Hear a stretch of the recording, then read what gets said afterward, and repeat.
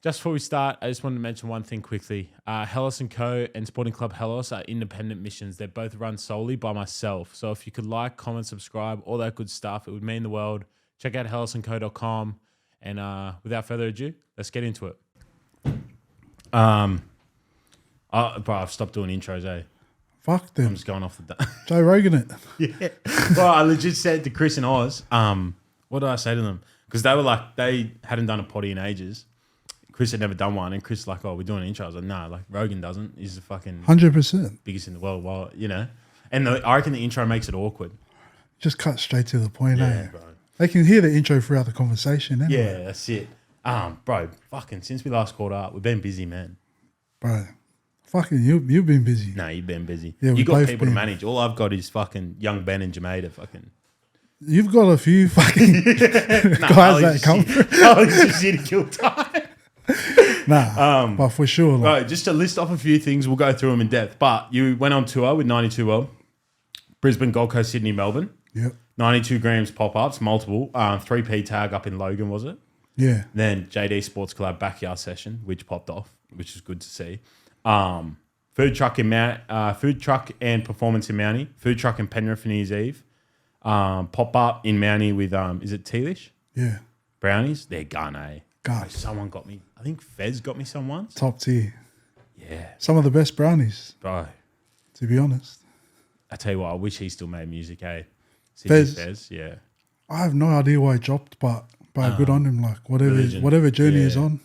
3-take bake, which was Reezy's right here, by the way, if we're referring to Reezy. And CV. And then Reezy got on a JD Sports campaign. Massive. Damn. Hoodrich. Massive. Oh, you know Hoodrich, I thought it was this guy here, the Hefner. I swear on my mum. I swear when we got the email, I was like, Hoodrich, this guy's got his own brand. Because I'm not out there like that. I don't know much. But when I seen it, I was like, damn, this guy's killing it. Yeah, bro. And then they were like, nah, this is from UK. You know how he's got like his big name? He had a relationship with a female prison guard. It made like international news. Crazy. Yeah. Oh, no, yes, I think I've seen that Popcorn story. Spaniards pod got like 100-something thousand, even more. Just like the whole podcast itself views, not like TikTok views, like Crazy. YouTube. Yeah, insane, bro. Crazy. West Love live sessions. Yep. That's coming up. And then, yeah. Oh, bro, fuck. When did we last catch up? October, maybe. 2022? No. We saw each other last year. Was it? It's 2024. Oh, fuck, man. You know, this shit just goes too fast. I think last time we were with each other was either the pod or your backyard sessions. Nah, the last time I seen you was Paralanes. You reckon? Oh, maybe the backyard, yeah. Paralanes was gun butt. Bro, that was such a fun night, eh? Yeah, bro. How did you find making food and then going to perform? Nah, gun. Yeah. I love it, eh? It's a bit like, because we're still starting out with the food thing, so it's still figuring out all the shit there, but then, you know, the performance is just home, so Yeah. it just makes it all better, but being able to go from there to there, crazy, hectic. Bro, the energy you bring to a performance is fucking insane, eh? We just do our thing, eh, bro? Like, if you're there, you can vibe, sweet. If not, I think it's because we actually love this shit, you know? We're not doing it for nothing else, but fucking, we make music, we love the music we make, and then when we get to perform it for people, we go hard. Yeah. Yeah. Think about the other two, Jazz and Look Good, for anyone listening. It's like they're generally like pretty reserved boys, like funny conversation, but pretty reserved. Yeah. You yourself, you're a bit more out there. Yeah. And then on stage, they're just going mental. Yeah, like, 100. That's the crazy, anthem and yeah. all that shit. They're just bouncing, bro. Oh, it's insane. And all your brothers in the crowd. Bro, it's so much fun to be a part of, eh? Nah, that's love. How are you finding like, so when you're at Paralanes and you're serving food and then in the back of your head, like you're thinking about performing, how are you finding like going straight from like the hospitality and like the rush of a kitchen into straight like fucking performing? Fuck.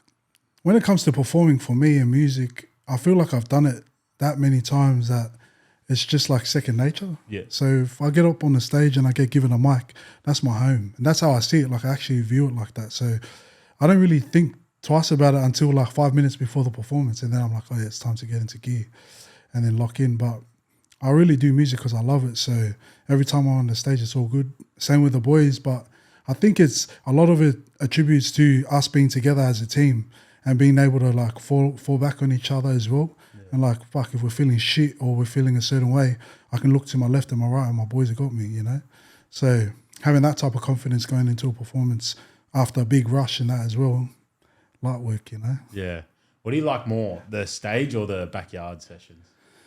For me personally, I'm a backyard sessions type of guy. Like, now I've always loved it, you know. Growing up, I've always followed like Jamie Foxx and that, and he used to chuck these parties in his backyard and just get musos around. Kanye West, That's where Gold Digger came from, eh? right? All of them. Yeah, I think Backpack, he said, or something. Yeah, and then Kanye West pulled up, played him the song, and got him to sing that hook. Yeah. That's how I've always like envisioned, and that's how that backyard session started. I woke up one day and I told Danny and my wife, I was like, I want to do the sessions in our backyard. I always wanted to do it in my mum's backyard. Yeah. Now I got my own crib. I just said, no, we just do it at home. So that's how that was birthed. But I love that. Love that shit. Bro, it's the best day. It's my favorite, bro. And it's different. I was like, I feel like when it comes to the scene and that, I don't really see many people doing it like that. No one. And with us, it's like we can go live and then we can get energy. So why not like bring everyone into our world, literally, and then there's no rules. Like it's our rules. So we don't got to like sort nothing with a promoter, fucking sort nothing with no time sheet. Like we literally make the rules and then we just go about our day and do it. So it's at home is literally at home, bro. It's the best for me. You seen it, bro? Yeah, shoes off, everything, whatever. And just food, you know, like. Good food. I think that's why it's mad. And seeing the community we're kind of cultivating is crazy because everyone's just having real chats. Like, you know, when you go to an event and then you feel like you have to put on or you have to dress a certain way, you have to act a certain way, be around certain people. For us, it was like we just wanted to create a space where everyone can just come through. You know, it doesn't matter what color, what fucking job, how much money you make, whatever. If you love music and you support us and you love what we do, but this is your home, you know? Yeah. And that's what we want to create all the time. So that backyard shit, bro, that's my stuff. Yeah. I love it. Bro, it's my favourite, eh? I remember the first one I came to, I think only Jamae came. Yeah, I think it was just me and Jamae that came out. Anyway, it's hard when you're trying to introduce like an idea to people with like... Oh, hard. So I'm trying to get like my mates to come. But anyway, one of my mates, Luke, came to the last one. And Luke was like, bro, that's one of the funnest things I think I've ever done. Like just, bro, the food, the documentary screened as well, which was insane. Oh, wait, I got to ask, are you going out again or no? Going out. To Numbawa? Yeah. Was it Numbawa? Yeah, we're actually setting up now. They got we're trying to get on this Numbarindi festival, and it's their like local festival, but it's, you know, like the best festival that they can have. We're trying to get on that, but we're definitely going out there already, taking some of our partners to do a one-day experience, but then we'll stay there for a week or so in September. So we're back out there, but we're trying to. There's a guy named Justin and his wife, Lika.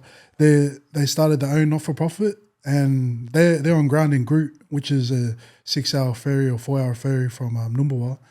They're on ground there, and they've actually started their own type of organisation where we're going to come on as partners with them, and we're going to try and do like a few things out there in Groot and Numbawa. So that's the goal, you know, trying to do a gala fest, like gala days, sports days, performances, just kind of build that bridge for people to come from here over there, and then eventually for some of their kids to come experience our world and that. Yeah. So it's an ongoing thing. Now we'll be doing that visit. Ideally, we want to do it twice a year, but every year, just at least once. Yeah, let me know if anyone pulls out. I'll come. Come. I'll sort it, lad. Yeah, I'll come. Come. September. Yeah. Wow, you got to be ready, but I'm telling you. My the place we live, that we're staying at, it got knocked down because we were just sleeping in there asbestos. So it's just that's what it is, you know. Yeah, put worse things into my body. Yeah, 100. Yeah. Yeah, I reckon. Yeah, I definitely want to come. So when in September, but we'll chat. Yeah, okay. Yeah, for sure. Because I'm meant to be going to Vietnam in September at some point. Oh yeah. Fuck, it'd be mad if I went from you guys to. Nah, maybe it wouldn't work. Yeah, so we're doing our Oz tour. Start end of August. East Coast, or are you doing it? Are you doing anywhere else or East Coast? So we're doing Brisbane, Sydney, Melbourne, Darwin. Yeah, fuck yeah. Finish in Darwin, then we'll go to Northern Territory. That is Northern Territory. We'll go to Numbawa, and then we'll do our community trip for a week. And then one of the maddest things that we get to do this year is go overseas. So we're setting up. We're trying to set up like a few shows in Bali. There's this guy over there, but he's the sickest. I think I know. He's the sickest dude. What's his handle? Ty Butter. Does he know like Justin Horo and all that, and like Isaac John and all them? He might do. He might set up businesses over there. But he's got like some of the best venues over there. Yeah, like owns like a fair bit of Bali like nightlife that we know of. Yeah. Yeah, bro. I think this is the guy, bro. He came on to contact with me through our backyard sessions. So he just started commenting out and then we just got to chatting, and then we're just like, wow, let's try and set up this backyard sessions on the beach. That will be straight after Numbawa. So we go back to Darwin, 3-hour flight to Bali. Bang. That's when you come, lad. Boom. Numbawa, boom. We'll go get some content over there. Yeah. It'll be crazy, bro. Fuck, I'll come. Yeah. It'll be like, I feel like Bali will be easier organising than here. Yeah, I hope none of us get Bali belly, but never. I've been there too many times. I know You've been Bali, have you? My missus is Indonesian. Oh, yeah, true. Yeah, so Danny's, bro, she's taken me there a few times. Yeah. It's the best. She's a local. Yeah. Yeah, you get it. Fucking, come on, bro. You put worse shit in your body than you've been sick from worse shit than Bali belly, bro. What are you worrying about? Oh, fuck. I got mad sick. I went to Thailand like 3 months ago. Yeah, end of November. Oh, you got sick in Thailand? Just thugged it out. What did you eat? Went on with my day. Don't know. Didn't think about it. But I'm telling you, it was one of the worst. Like, I felt fucked. Oh, that's the worst. Just went on with it. I couldn't, like, I just couldn't. Well, one of the boys stayed in the room all day, did the right thing. But me and two of the other boys were just like, nah, fuck it. By the next morning, we're fine. Oh, but we were sweating, like, proper bad all day. Yeah. That's the good thing about there is like it's so humid that you just sweat any sickness out anyway, but just stay outside for a bit. Bro, walk Bali around. Will be mad. Yeah. That'll be insane. Yeah, bro. Does that excite you? Fuck, I'm more excited about that than anything. Yeah. Number one, that like community stuff is new for me. Bali's new for me. I've done like tours and that, you know, but I feel like going into new experiences, bro, and trying to do this over there in a new country, that excites me, bro. Has much of your team travelled? Nah, that's why it's even more exciting to me. Some of my brothers haven't even left the country. They don't even have a passport. So we're organising his passports now, and then I get to take him over, bro. Crazy. Insane. Hey, Ty, if you're watching us, let's sort this shit out because we're coming over, brother. So are you going to do backyard sessions on the beach over there? Yeah, so he's got a venue called The Lawn, Canggu. Yeah. Sorry, The Lawn in Canggu, but it's a thing on the beach. It's crazy. Yeah, man. But he's got a few, I went to one of his cafes, top tier. Might as well, it's like just eating over here. Yeah. It's mad. You ain't get Bali belly there. Yeah. Right. You can order like an eggs Benedict and shit. Yeah, it's mad. That's empty. But yeah, he's got a few mad spots. I haven't been to Canggu too, where his spots are. And Danny's cousin, they own like a few venues and restaurants over there too. So we're trying to link up with everyone and even get the team around some chef things like like collaborations, things like that. We're in Bali for 2 to 3 weeks, so a lot of it's going to be content as well as performances. We're going to nut out an album there, try and smash that. Album going? It's finished, nearly. There's a few changes. A few things happened like since the last time we chatted. Yeah. A few like a few hard things that we've had to sort out and just in-house stuff, For the path I'm on, bro, like it's unforgiving. Like it's really fucking like you got to actually wake up and decide and choose to do it every day. Like I have to. And the thing with me is like I've been doing this grind for over 10 years, but I have $16 in my account today. Yeah. You know what I mean? Like, and people always say, fuck, how do you work that hard and you don't get money? It's like, I don't know. I don't know anything else. Yeah. I'm just a hustler, lad. Like, and I just go hard as, and take every opportunity that I can with both hands and run it, So money's never been a factor for me because I always know it's going to come tenfold in the end. So if it's stressful in this period, in the grind period, then let it be stressful, I welcome it with both hands, but like I said, you got to just like actually be locked in. You can't be talking to companies like Apple. You can't be talking to big companies like that, and and be half-hearted with that shit. Yeah. It's either all in or not for me anyway. And I live and breathe 92 world. I live and breathe 92. Like it's everything to me. So I feel like I'm doing a disservice to my vision and the gift that I've been given by going anything under 100. Yeah. Yeah. Yeah, I feel the same, bro. Like this Sporting Club Helos, I think it'll go like big. But it's going big, brother. Yeah. I'm telling you. Thanks, brother. I'm a fucking fan, bro. Honestly. But even like Helos, right? It's like trying to build out a team is fucking hard because these like Ben and Jermaine, like it's not their vision. Yeah, I know what you like mean. Ben's my best mate and Jermaine's one of the younger boys from the area. He's one of my best mates now as well. But like it's not their vision, you know. There'll come a point in time where they're gonna do their own shit. Like fucking go, do your own thing. They're just here to help, which I'll be forever grateful for. But like there'll come a time where like you gotta like actually find people, like you know what I mean? Like that, For sure, bro. It's hard. It's hard, bro, and it's hard explaining concepts to people. Yeah. Who, 100%. Like you don't understand. It's because it's like it makes sense because we're being brought up in a system, like yeah, and obviously like people only know what they know. People like us who've gone out of that fucking box and gone and searched for our own thing that we want to do, and that's different. Like the majority of the people only know the system, so it's obviously it's going to be fucking hard, bro. But you know, with my situation, it was like some of these are my boys since young. Yeah. So we talked about this for over 10 years. We've talked about these things for longer, and it's not like I've gone out and hired this person, that person, the best of a videographer, or the best of a chef. I've talked to my family, like my boys, 92. And I've spent time with every single one of them, and I've asked them, what do you want to do?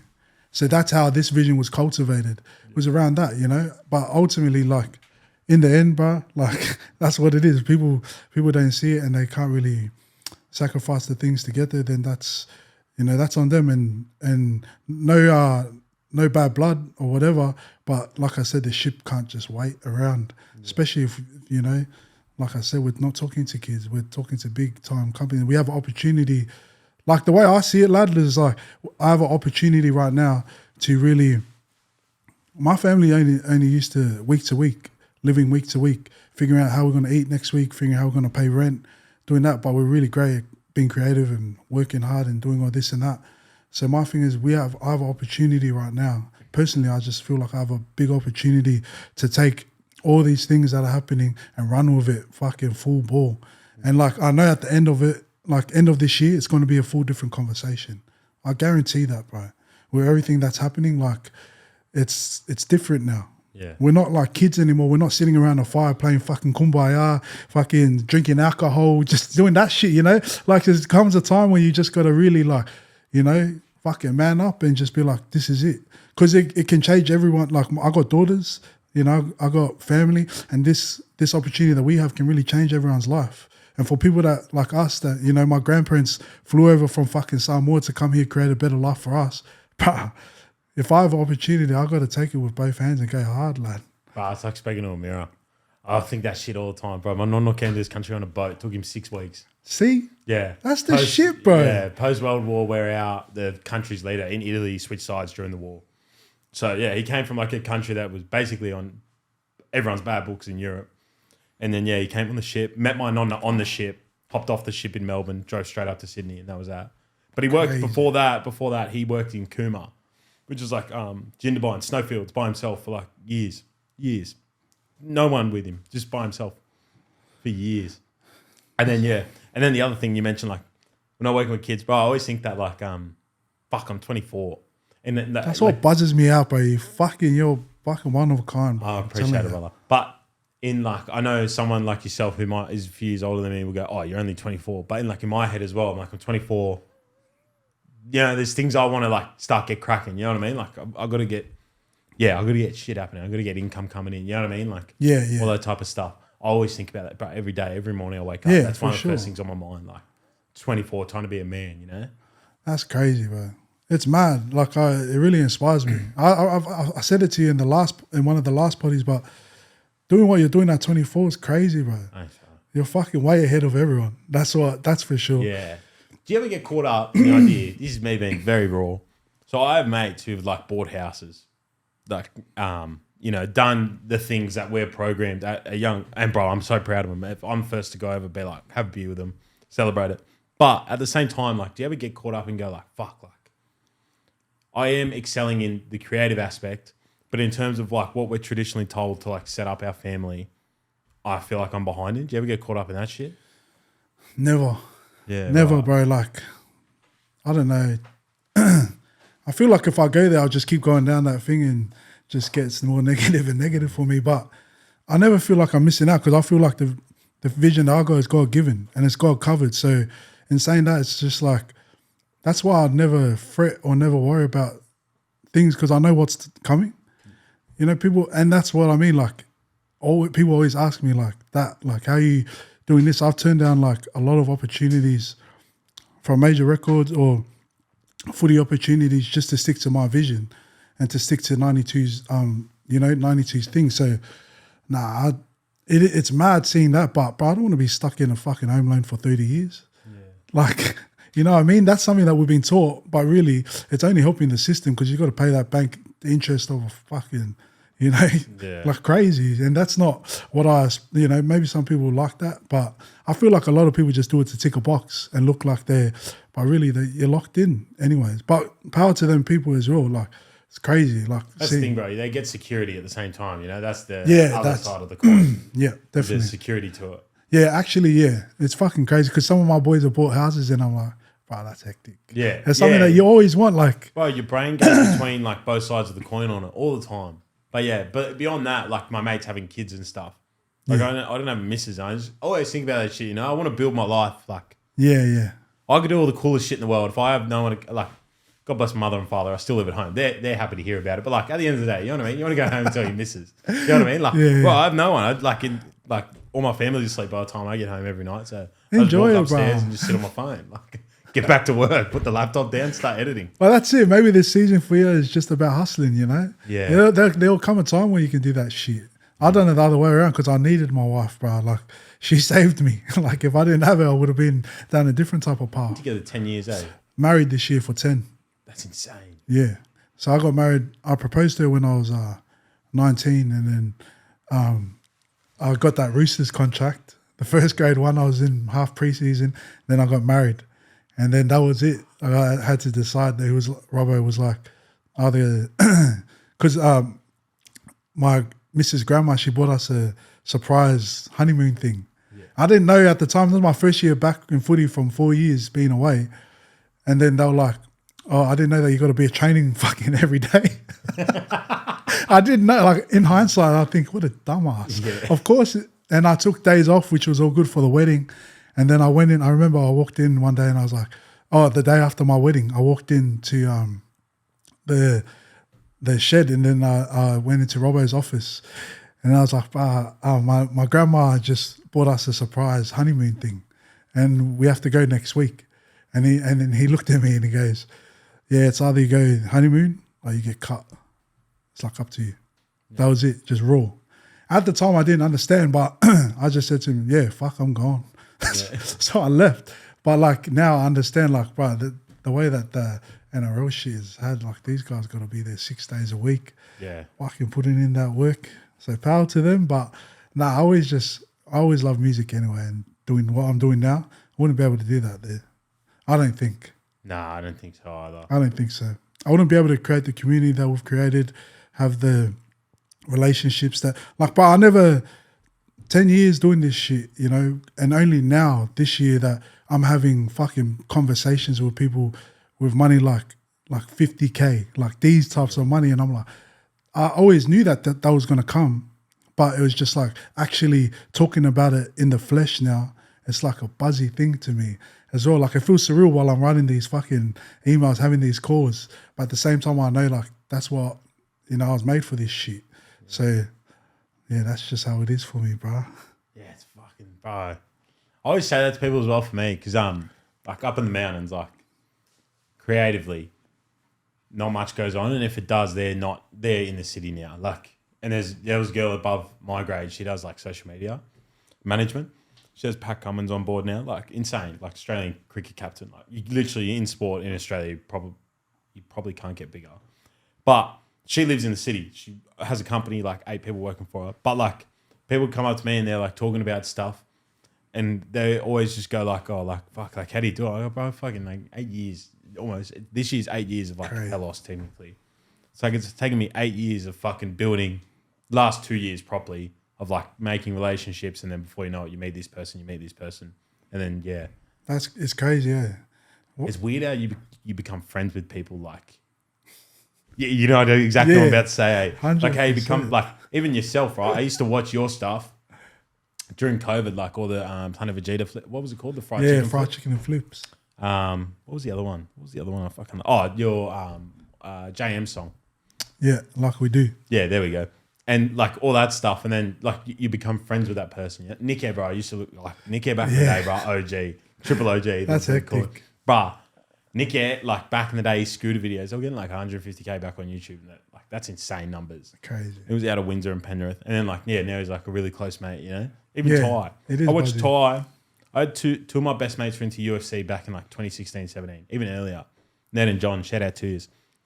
Anyway, they informed me of Tyson and Ty at the time. They're like, "Oh, these two guys are from Penrith."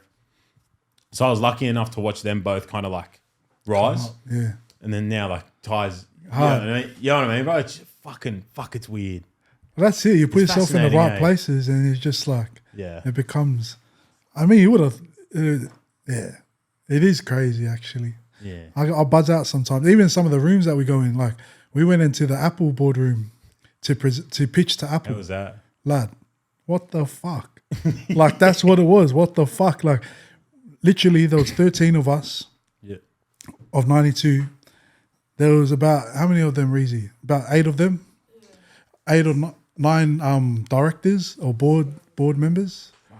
And bro, it was like the biggest flip out for me to be able to like before the actual pitch, my wife was riding the pitch. Yeah. Like at the cafe downstairs from where the thing. And I was just telling, because she was like, "Oh, how do you want to come?" And I was like, "I don't know. Just wait. It's going to come to me." And then when we got there, I said hello to everyone. I said, "No, we need it like this." And then she started doing it all that while we were getting ready to go up. Yeah. And then it was in the wrong format. Then she's changing all the formats of it. And then just before she done it, went upstairs, but done our pitch. At the end of the pitch, everyone's crying, like the board members, and it's just like. To see that, wow, those moments are crazy for me because you can't take that away, and that's a special thing with one of the biggest companies in the world. So being able to be in those kinds of rooms and talk to these kinds of people now, wow, it's buzzy. Like we know these things are going to happen. Yeah. Like we manifest these things, we see it, it's in the vision and everything, but when you're going through it in the flesh, it's like, oh shit, it's game time, baby. I'm here now. Fucking hell. Oh, bro, I think about that shit all the time, eh? You know what I always tell myself? It might be helpful for you. Like, cometh the hour, cometh the man. Oh, day. You know what I mean? Like, just, if you're about it, you're about it. If you're not, you're not. See how you go. But, in every meeting that I go to, I honestly feel like with these big companies and corps and whatever, I just think like I'm playing footy. Yeah. I swear to God. Like, and I think like, not like they're the opposition or whatever, but like it's just like you can't take anything from my side. It's like we're either gonna meet or I'm just gonna run over you or just pump you. So that's how I feel going there like that. I'm just amped, and I talk like this, and I think it's a bit like crazy. Like I've never talked to accountants and setting up things and that, but we're setting up a not-for-profit, and I had to talk to 3 accountants and my best mate's dad. Oh, bro. Yeah. Bro, he is the man. Yeah, he's the goat. I love this guy. I don't know if I want to drop his name, but he's the fucking goat, bro. Wow. And that's what I mean. I go in with my singlet, my TNs, and I'm just going off. But I'm like, I don't fucking want it like this. I want it like this. And this is how... and that guy, he's just sitting there like this. Yeah. He's like, yeah, mate. No, he's a hustler, bro. He's a hustler. He's a SK, man. Yeah, shout out to him. Fuck, man, he's the best. But he's an actual legend. Yeah. Because he just came out of his own time. Gave his time to us and then came and heard our story, like what we wanted to get started. And then... Did he catch the hat and say something to you? Straight away. Yeah, what'd you say? He said that. Oh, that's my son's best mate. Yeah. He goes, yeah, and I was full buzzing out. I was like, wow, I know this guy, man. Yeah, but he's an SK, man. Bro, weird place. Like, just weird how like the world aligns people, you know? Crazy. It's insane. But it's been happening lately, like Yeah. like crazy, you know, like the alignment of everything, right places, right time, right people. Yeah. Oh, bro, it's happening. Even for you, I feel like I see you everywhere now. You got fucking everything going. It's hectic. It's hard, bro. Yeah, how is it? Did you ever have wrestlers growing up, like WWE wrestlers or anything? You know the stretch ones that like get pulled? The what? They were like rubber wrestlers, and you like they were made to like be in like water or whatever, and you could pull them. No. Bro, they were like these like stretch figurines, and you could like pull their arms and legs out all the way. That's how I feel, bro. I feel fucking fully stretched in 4 different directions. It's fun. Good way, but you feel good? Yeah. Oh, of course, bro. I wake up. People will like talk to me about it. They're like, what do you think? I don't really I think like all I have because I work by myself all day during courier. Like I always think, but like nothing else crosses my brain. Like besides traveling, to be honest, nothing else ever like comes across. That's all. Like it's just Sporting Club Helos and Helos. Like what can I do? Series ideas. How can I influence people? How can I like a big thing? Say like I'm doing something with you guys. It's like how can I get more people to find out how talented these people are? You know what I mean? And then like whatever that may be. I know, but you always hit me with some gems. Like you DM me. I really appreciate it too. My best gem was the I told you to hop on TikTok. The live one. Yeah, I know. We'll get to that on every Monday now. Yeah, but even on TikTok, he's doing all right, eh? Didn't one video do well? You can't talk to me about TikTok, but that's all easy. I fucking One don't video know did nothing like about 20, TikTok. 30K, didn't it? One of the, to be honest, we're all just timing it. So Yeah. like, whatever. Reezy gets more TikTok hits on her personal account than us. Yeah, you are a TikTok famous. I That seen was it. like ages ago. I filmed my account during COVID. Yeah. Just bored, just starting. Yeah. But yeah, on our TikTok, yeah, like I found like our music stuff goes up. Yeah. Which is really good. It's catching on, man. Yeah, hard. TikTok. But yeah, I always just think, like, I don't know. But I definitely, because I'm doing like multiple things. I'll drop it. So I'm doing content creation for people. Gone. Then I do like videography. And then I run like the Sunday League shit. I actually like run that team. Like, bro, I love them. But like, they don't use their brain at all. Like, bro, I'll tell them yesterday, right? We trained at a high school. You're not meant to. So I said, don't wear the Redbacks gear. I get the first message back is a photo of Blacks and Redbacks shorts. And he goes, so I can't wear this. Like that's what I mean, right? So I got that going on. And then I'm building out this brand. I love that. And then I'm building out Helos as well. And then I have obligations here at the studio as well. And then, yeah, family. You know, and then I'm trying to fucking run club. Like all that shit. Killing. Yeah, it's good. But like, yeah. A lot. But I ask for it. I always think that like whenever I like have a slight thought of like feeling sorry for myself, like you can't. 100%. You gotta shush, man. Because You gotta run that this shit. is everything bro. you wish for. It's just not what it looked like. Hard. You know what I mean? But it's getting there. Yeah, I feel it's like getting there. I feel like once it's all because I feel like we're in the same kind of boat in that way. In that sense, it's like it's a lot, you know, a lot of shit's going on, blah blah blah. But we know like once it's set and once it's running smoothly, but that's the life that we curated for ourselves. Yeah. You know, did you listen to much Nipsey Hussle? Little bit, but I only listened to him towards the end, when he was like, I think we spoke about this. when he passed, like He's the first that like went against the industry, said, I'm not selling my IP. Essentially what you're doing right now. I'm not selling my IP. My IP stays on my side. He has his own royalties. What's it called? Yeah, royalties. Yeah, so royalties. All of his shit's going to, is it his wife, London? London. Yeah. Lady London. Is it? Yeah. I mean, London something. Yeah. And I think he's got a daughter as well. But all his albums, everything went back to him. So fucking Warner, Sony, nothing. Crazy, yeah. The only person he had to go through was like the distributor, which would be like Spotify, like straight onto like Anchor or whatever it may be. Yeah, DistroKid or something. He owned businesses as well. But the thing he got big off was when he dropped the album, Crenshaw and Slauson album maybe, he did CDs and he sold them and signed them and he made 500 or 1,000 copies. 1,000. And before he put out the album. And then Jay-Z heard about it and then Jay-Z got involved. And then but that was his moment of like, that was his idea that went, he was already doing all that shit and he was doing all right, but he was pretty broke. Him and John Stone is the other guy that he was doing it with. And then that moment like propelled him. And I always think like I've got an idea I'm sitting on like Sunday League, like the actual filming all the games, doing commentary and all that. Yeah. I feel like that's probably my Mad. takes me over the line, so to speak. You know what I mean? Yeah. And I feel like with you, you'd have like probably an album waiting or something that like, and once you start touring, an international tour even, I'm over the line now. Well, the whole thing we're trying to do with the music now is, right, we're taking it off the DSPs for the first drop. So we're dropping it on a platform called Even, and it's pretty much just a how to put it in a way that they can understand. It's like when movies make a movie, they create a movie, they take it to Hoyt's events cinemas. Yeah, they take it to Hoyt's and events first before it goes to Netflix, Disney, and all this type of thing. So that's what we're doing with this platform called Even. And 100% goes straight to the artist, goes back to the artist. So some of these guys are dropping albums on there, only selling 1,000 copies and making $20,000.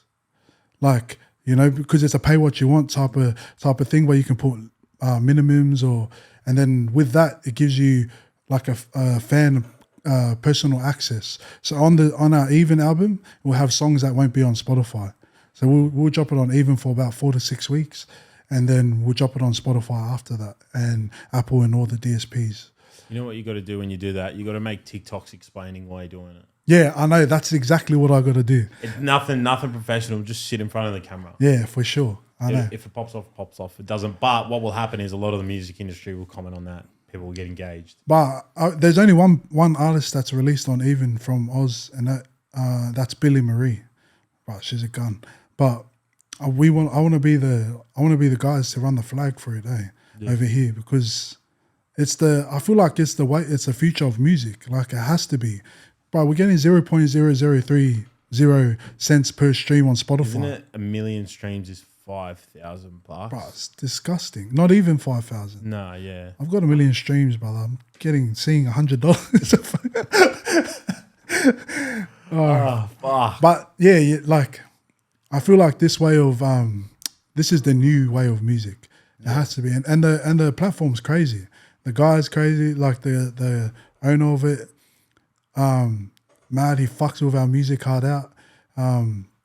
So I want to really educate people into this kind of space of like being able to, and for artists' sake as well, because I feel like heaps of artists out there don't actually understand the business of music. Like that's all I've spent my, kind of life in trying to understand it and figure out a way to make it work for us, the artists, the people who's making the art. And I feel like I found it now. So it's going to be interesting how it all pans out. But yeah, that's where we're going to drop that PV album first. And it's going to come in the next 2 weeks. So, I mean, when this drops, it will come in the next 2 weeks after that. So yeah, it's going to be hectic. I always say to artists when I talk to them, I always ask them questions. I feel like from like just years of me being like doing my own thing, I like know a fair bit about like the business. So for those listening, if you sign to a label, obviously a label gets a fat cut. If you have a manager on top of that, manager gets a cut of everything you do. And then on top of that label, they're more than often than not owned by Sony and Warner. So to create this false sense of there's no monopoly in the music market, they will own smaller labels, kind of like how a big company owns 100 companies. Yeah. And then, so that gives off this like false perception of maybe someone who does a tiny bit of research and they go, oh, they're signed by Helos. And Helos is owned by Sony, so they don't think it. You know what I mean? Yeah, 100%. So then you've got two people taking a cut, and then you've got on top of that you've got a manager taking a cut. Manager's probably the one thing where I don't like. I say to people, bro, if your manager's getting more than 30%, you're getting fucking, in my opinion. 30%. Some managers, bro. That's disgusting. But I know, but in sport as well, I always say like 30% is the absolute fucking top line that they go. I think NRL is 6. Yeah. But So like, bro, some doing it music good. managers make like a proper 100. Yeah. Music managers over there on that side is 20% minimum. Yeah. It's insane, eh? Yeah. And but some deserve it. That's sure. That's the thing. It's like some managers pull artists out of the fucking For fire, sure. man. Like you got your Ricks, you got your Howes, you got these guys Yeah. who actually understand the game, who's been in the game for like a Rick got a minute. fucking documentary done. Insane. And more than that, it's like these guys actually teach kids like us, like me, about the game a bit better than anyone could. So, Yeah. I mean, like those kind of guys, yeah, they deserve some of that percentage. Yeah. But some of these other motherfuckers, bro, I swear to God, like they're just having a laugh. Fuck, I know a few. But, and then you've got, on top of that, like people need to pay producers, features, whatever it may be, like anything that goes into a song, samples as well. I know some people get paid, some people don't. But yeah, like, bro, It's not easy. It's not cheap, bro. no, it's not fucking cheap at all. It's a full like output. Yeah, but when Before it you get anything. bro, I tell you what fucking infuriates me. So when it comes to like marketing, 4 years ago, the best marketing was your YouTube video. Yeah. That's long gone. Which one? Like the YouTube video shit, like spending like 10 grand, 15 grand on a YouTube video. Yeah. If you're big enough, yes, you have to. But until then, you can make a homemade video for like $500 to $1,000 with like a local videographer.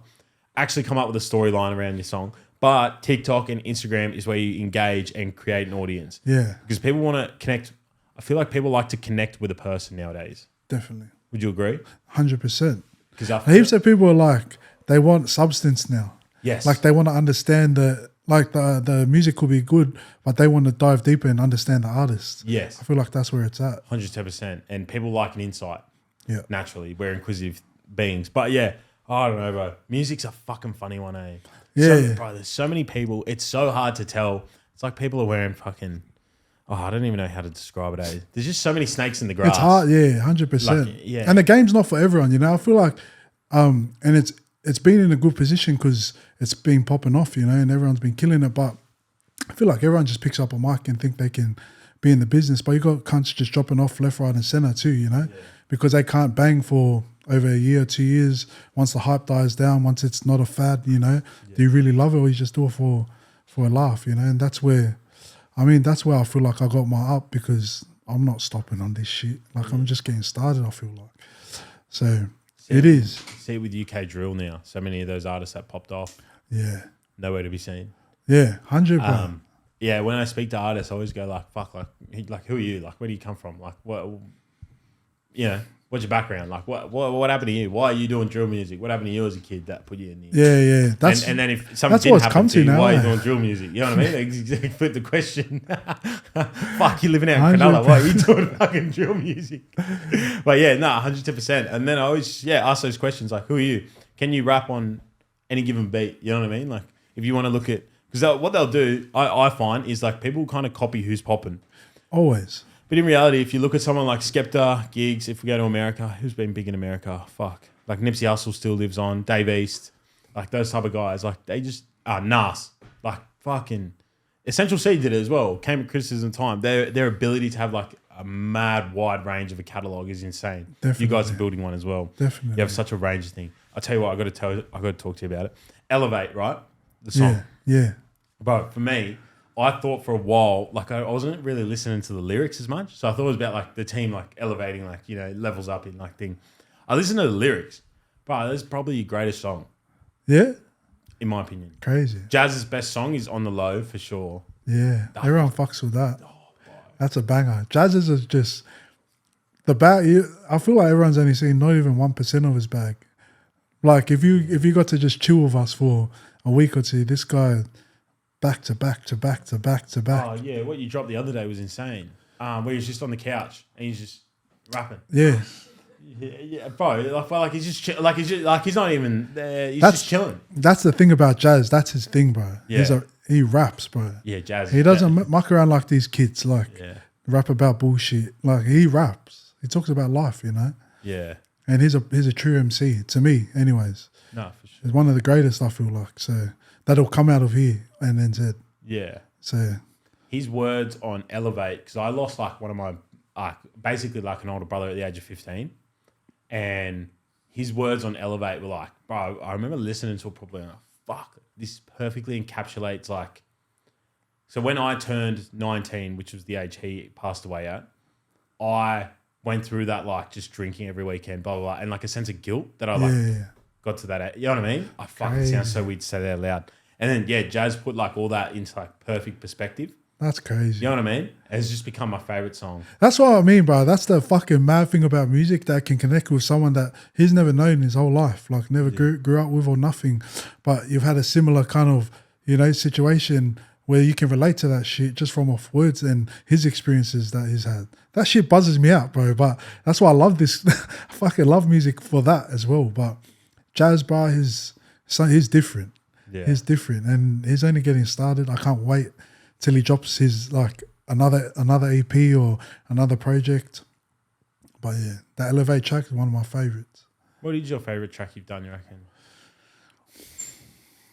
Probably Boys to Brothers. Yeah. Only because that was a start for me. Like, where I felt like, but I'm gonna just go and find a flow and find my way. Because growing up, I sang with my brothers, Fortunate, and I sang with my brothers growing up ever since a kid. But it was always covers and shit. It wasn't original music and stuff like that. But that Fried Chicken and Flips series, that really elevated my craft to, because I'm banging with heavy hitters, bro. Jazz and Look Good, heavy hitters. And like, I can't come half-hearted on that shit. So I was like a sponge, like a student in every session, just listening how they create, and just bringing my flavor into it, just for that original side of things. And Boys to Brothers was, because I produced that. Well, I started that, I played the guitar on it and everything, and Look Good just fixed it up. But yeah, that was the first one I kind of wrote, and I was like, fuck. I think I've got my thing, And I just kept honing into that. It wasn't long after that I made Like We Do, and then it just started kicking off from there. But Boys to Brothers, I'll say, and I'll give you a little exclusive. It's going to be on the album, so it's hectic, bro. Because everyone asks us about this track all the time, And it's one it's not on Spotify, none of DSPs. It's just on YouTube, and it's got our like most views on YouTube. So it's like it resonates with people too. That's my favorite one. Yeah, bro. It's Yeah. It's But good. Elevate is fucking, that's a track too. Bro. Top Shelf is good. Yeah. That- We do have a wide Look range, good. bro. I reckon, actually, while we're at it, speaking of heavy hitters and Look Good, fuck, Junior, bro. Insane, how he stepped up to it. Bro, animal. I don't care what anyone How says. fucking brutal were those leg kicks? I know. Oh, fuck. Fucking bold. The second one killed me. The first one, because I was watching on like illegal stream, Shoot Me Dana White, here on my phone. I watched the first one because I had the phone on. I could hear it. Yeah. Went rushing over, watched the first one. Oh, fuck me. Come back to the second round. I was watching it, and because I've watched Junior. Junior fought in like Japan or something. And I remember watching that at the time because everyone's like, oh, Justin Taffer's little brother. I had no idea Look Good was part of the Tougher game. Yeah. And yeah, and then I was like, so I'm very invested in Junior's journey. And then, yeah, just watching that second one, I almost fucking fell Yeah. to the fucking screen. Sad, but that's the game, bro. Like, and I know, like, those boys, like those brothers, Justin and Junior and that, fuck. Because there's 4 of them. They got Gerard, Justin. So the coach is their brother. Yeah. He's the older brother, Gerard, and then the younger brother. He's coming to the play now, and he's an animal too. But yeah, I love those boys, bro. Like, they just remind me of me and my brothers, Like, we do anything for each other. And like when Justin got injured and Junior just said, I'll step in, I was like, but I was G'd like it was a grand final. I was like, fuck, come on, bro. Come on. Yeah. Bro. Would have been crazy if he got that. Oh shit. Fuck man, I would have been jumping up and down. But either way, he's still a fucking soldier, bro. Yeah. Animal. Bro, there's not many men in the world who would do that with that man. Like, hop in the ring like that. Yeah, no way. I have a good video idea for this year, right? I'm putting it out on the public record, so I have, some ownership. Come on. No, but I want to go try different sports. But when I say that, I want to do it 2 ways. Either I go train with a professional, complete rookie, hop in, do like a wrestling session with like Justin Taffer, right? Wow. Wow. And then do an amateur sparring session with like a guy who's just started as well to see where I'm at. Hectic.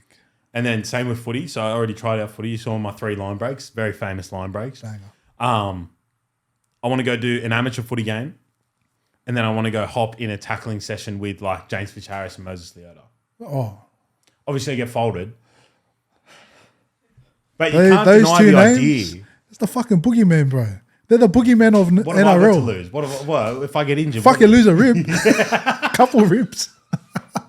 That's for one. But you know what I mean? Like, yeah, hard. I know what you mean, but bro, I reckon those two are fucking I'll go up Why against can't you Lindsay choose Smith. Romy I'll go Lindsay or Smith. someone like Dylan Edwards. I the reckon smaller still- boys? I still reckon he'd take a rib out. I don't, Yeah, I know Romy, and that will probably take the ribs out too.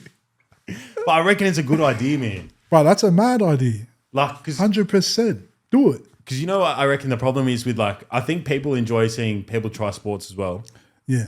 Because it reminds them of them. Like, everyone started at some point. It'll only be good if you have a red hot crack at it too. Yeah, but I give things a red hot. Yeah, This shit, man, 100%. like, yeah, it's You know, fucking- like, guys just do it for a laugh, but fuck, I want to see the. yeah, but I genuinely want to go, like, travel to, like, Melbourne and Brisbane and, like, meet up with different athletes and, like, That's hectic. hop in. Because I also feel like there's some sports that I would surprise people at my ability. Like, the boys came to the rugby league charity match, and I thought, like, I did what I kind of was meant to do. I thought I'd make a few line breaks, maybe score a try, hopefully.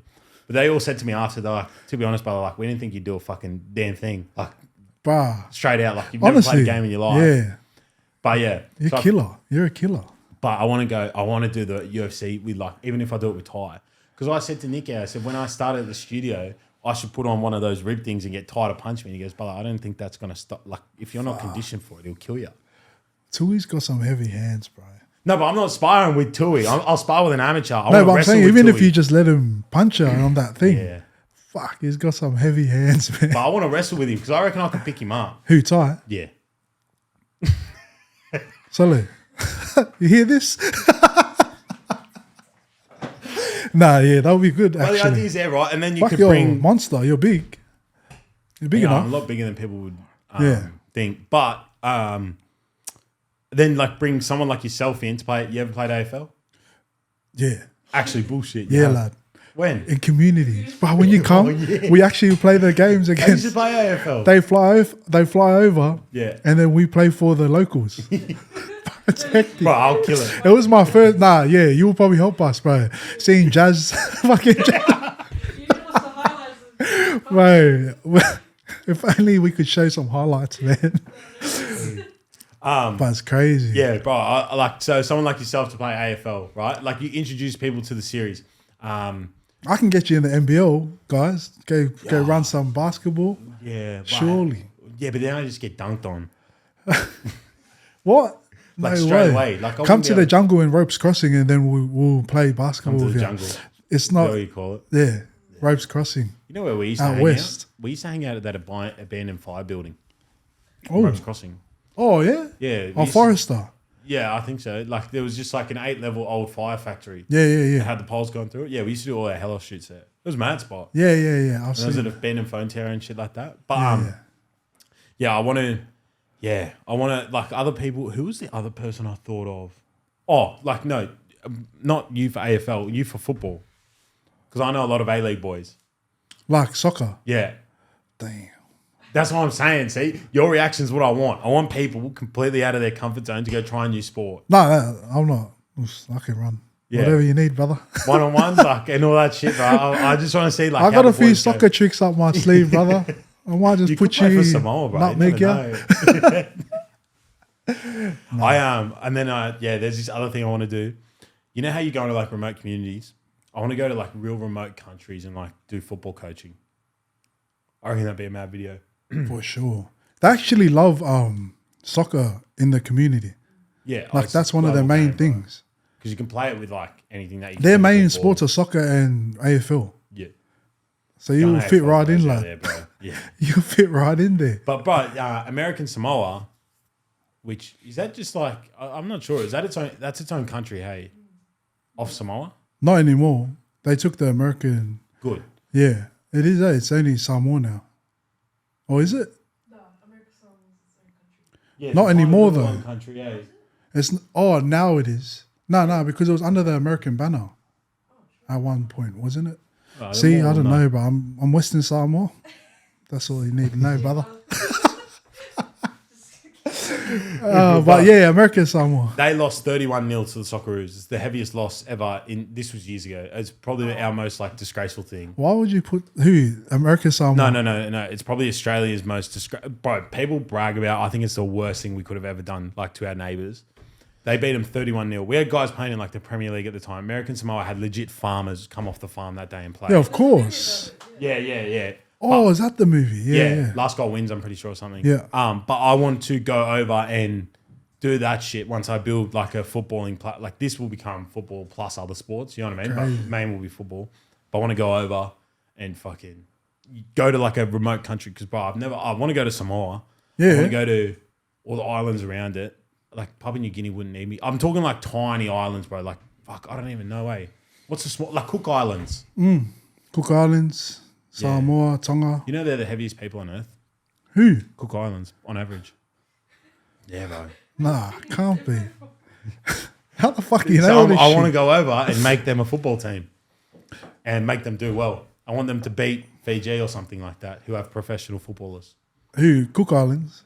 No, Fiji have like guys who like actually really good at football. Yeah, Oh, a guy called true. Roy Krishna. Yeah. He gets Roy Krishna will be on a few million a year. He plays in India. Damn. Full Fijian boy, yeah. But yeah, That's so yeah, I crazy. want to like do that stuff. I reckon that'd be sick. You'll kill it in that. But then like I 100%. could take you guys over, you know. 100%. And Jazz could be my assistant coach. Hey, we might be going. I'm trying to organise a thing next year. go over? 2025. for Samoa. Yeah, to do an islands thing. Like, I just got to talk to a few people. Yeah, Oz told me I should go with a local, Yeah, which I think makes sense thinking Yeah, about it. Yeah, definitely. But I reckon, bro, that's so exciting. Hey, you're looking at me like I'm the local? Brother, I'm far from it, brother. Same happened to me in Italy, eh? I'm far from it. You Us. know what you're doing? Fuck no. Us is What that, we that's back as in far. Malay? It's bro. I don't know if you get it. Fuck, Fieldy put me on the bitch. We're on a night out, so like I can understand my nonna. She speaks Italian to me, but like she also speaks like English in there, so I can. But it's also my nonna. It's 24 years on earth of her just speaking to me in like this tongue of like but Italian English. So I say to people, "Oh, can you understand Italian?" Well, I can understand my nonna. I can't understand fucking fluent Italian, right? Yeah. We're on a night out in Vietnam, and Matt, there's this Italian girl at the bar, and then Matt just for no good reason he goes, "Oh, like my best mate reckons he can speak Italian. Like, can you speak it to?" Oh, no clue. Matt also doesn't know this. What'd you say? Nah, it's just like, oh yeah, like means this, and she goes, nah, nowhere near, right? But I said, like, I was like, oh, different dialects, and she goes, no, I'm speaking to you in the dialect your grandmother would be from. Oh god. Oh shit. Oh, I want to talk about the food truck. You got it done yesterday. You got the certificates done, eh? Yeah, so I'm doing my food safety things, food safety supervisor. Just getting that certificate so we can actually operate. But nearly done. How's the truck going, bro? Because I've seen it fucking It's going good. a few issues, eh? Yeah, that's what I say. It's going good. Nah, it's going all good, eh? Like it's a dream. It's still a dream, like to have it, but it's just a few things that we just gotta fix up and then get it on the road proper. Why? It's massive. Yeah, it looks big, eh? Fuck it. That video where he's all pushing, bro. That video of you and fucking 10 of the boys, just all Samoan blood, just fucking, bro. Bro, you know how heavy that thing is? Yeah, It's it'd be a ton or fucking- something. Yeah, Even more, it is bro. a ton, lad. It's over, I think it's, something over a ton. It's fucking, it was heavy. What was it stuck on a tree? If it fell, like us lifting it and walking, and if we dropped it, it was taking someone's knees out or something. Because we were all under it like that. Fucking. But it was just stuck because it had no, the truck died. So for us to lug the food trailer around, we need the truck. Yeah. So we got a truck. And we don't know nothing about fucking trucks. So that's what I mean. Like, we don't know. This guy's like, brother, you got to turn the fucking alternator off. I was like, oh, shit. So we're at the P3 thing, broke down there. Broke down there. And then we had to call, we're in Brisbane. We had to call the driver, the old driver for the truck from Gold Coast. This guy had to come Gold Coast. Come to Brisbane from Gold Coast with Auntie and that, and then they came and fixed the truck. Got the truck fucking finally back to Sydney. Yeah. And bang, straight again. Does it again. Batteries. Batteries gone. Bro, how calm, what made you like go as an artist, just go, yeah, I'm going to do a food truck as well? And why do you want to do a food truck? Nah, so the food truck, originally the origin was like everything that you see under the 92 World umbrella, it's all ideas and visions based off the conversations I have with my team. So it's not like I just woke up and thought like, I want to have a food truck. But I talked to 10 years ago. I had a mate, and I used to do vision boards with him, and we wrote on the whiteboard. And I wrote, "What do you want to achieve in the next 10? A food truck." That was one of his things. I never forgot it. And then fast forward, one of the other boys came in, and I asked him, like, "What are you going to do with your life?" Same thing I shared on the last potty, and he said food truck too. So then it's just that's how it came about. But now the food truck is left with us. I got to get these certificates, man, and fucking put my chef hat on. But honestly, my little brothers, Kid and Cats, gun chefs. Yeah. I don't know, probably to chefs, they'll probably be average, but to us, everyday eaters, brother. Yeah, that's it, eh? That's all that matters, bro. Fuck this gourmet shit. That's the time and the place for that. But when you want to eat some soul food, come to our truck. Yeah, bro. That's it. Yeah, Kid and Cats aren't looking to park up in Watson's Bay. Nah, no way. Yeah. No way. They're smashing burgers down at Lefo, fucking getting that shit rolling. Yeah, 100%. Bro, they actually came with a burger. They because we do work from home every Friday and Saturday, and like we either rehearsing, cooking up new feeds, trying out recipes, sorting out our tours or whatever it is. And one of the work from homes, these boys came in with a couple of smash burgers. Oh, lad. Cats has this thing called Oink Jam. It's like bacon concoction. Yeah. And then he makes this pickle sauce. And my wife doesn't like pickles. She ate it and she was blown away. But so it's just that thing, you know, when someone loves it. Like my brother's been watching mukbangs for the last freaking 20 years of their life, and now they get to actually like put all that stuff. They're just like doing it, and they're like, I don't know, you know, they're just making it work. So yeah, that's the food truck, bro. And it's just food. We love food.